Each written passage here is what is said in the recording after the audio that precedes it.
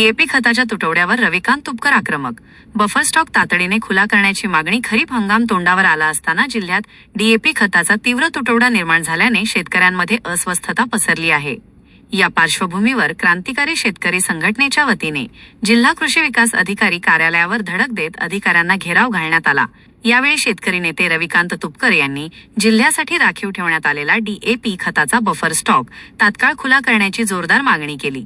शेतकऱ्यांना वेळेवर खत उपलब्ध न झाल्यास खरीप पेरण्यांवर परिणाम होणार असून प्रशासनाने याकडे गांभीर्याने लक्ष देण्याची आवश्यकता असल्याचे त्यांनी सांगितले. तुपकर यांनी प्रशासनाला 2 दिवसांचा अल्टिमेटम देत इशारा दिला की जिल्ह्यातील बफर स्टॉक तातडीने खुला करून शेतकऱ्यांना डीएपी खत उपलब्ध करून द्यावे, अन्यथा शेतकऱ्यांना सोबत घेऊन तीव्र आंदोलन छेडण्यात येईल. शेतकऱ्यांची लूट आणि अडवणूक कोणत्याही परिस्थितीत सहन केली जाणार नाही.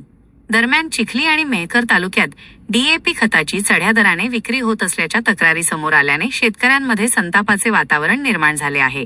खत विक्रीतील कथित गैरप्रकारांची चौकशी करून दोषींवर कठोर कारवाई करण्याची मागणीही संघटनेच्या वतीने करण्यात आली. खरीप हंगामाच्या सुरुवातीलाच खतटंचाईचा प्रश्न ऐरणीवर आल्याने प्रशासन यावर कोणती भूमिका घेते याकडे जिल्ह्यातील शेतकऱ्यांचे लक्ष लागले आहे. गेल्या अनेक दिवसापासून शेतकऱ्यांना डीएपी खत मिळत नाही. ही मागणी घेऊन आज आम्ही रविकांत तुपकर यांच्या नेतृत्वात जे कृषी विकास अधिकारी आहे यांची भेट घेतलेली आहे. त्यांच्याकडे आम्ही मागणी केलेली आहे, जो बफर स्टॉक आहे हा रिलीज करण्यात यावा.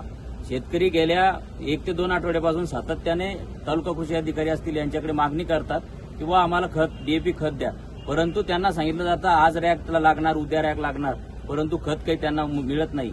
त्यासाठी आज आम्ही या ठिकाणी मागणी केलेली आहे. जर का या मागणीची दखल घेऊन प्रशासनाने वेळेत या खताचा जो तुटवडा भासलेला आहे हा जर तुटवडा त्यांनी दूर केला नाही तर नक्कीच शेतकऱ्यांच्या वतीने आम्ही तीव्र स्वरूपाचे आंदोलन छेडू. क्रांतिकारी शेतकरी संघटनेच्या शिष्टमंडळाने आज आम्ही सगळ्या कार्यकर्त्यांनी जिल्हा परिषदेमध्ये येऊन या ठिकाणी कृषी विकास अधिकाऱ्यांची भेट घेतली.